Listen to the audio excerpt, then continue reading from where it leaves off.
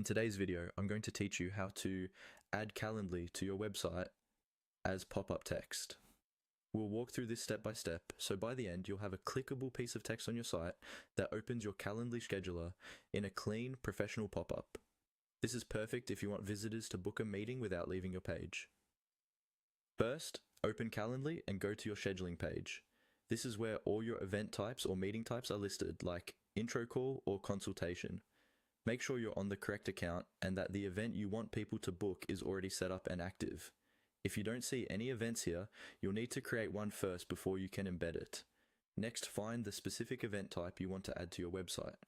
On the right-hand side of that event, you'll see an icon with 3 dots, usually called the More Options menu. Click on those 3 dots.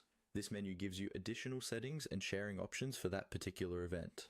From the drop-down that appears, look for the option that says Add to Website, and click it. This tells Calendly that you want to embed this event directly on your own site, instead of just sharing a link.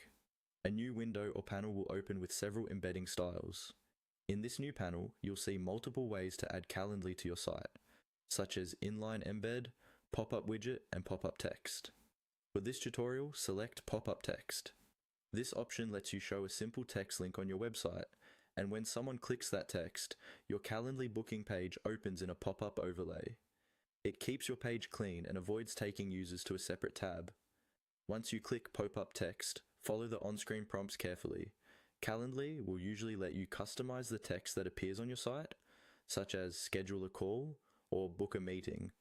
Choose wording that makes sense for your visitors and matches the tone of your website.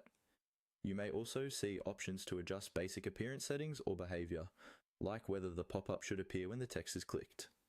At the end of these prompts, Calendly will generate a small piece of code, typically in HTML and JavaScript. Copy this code and paste it into your website where you want the pop-up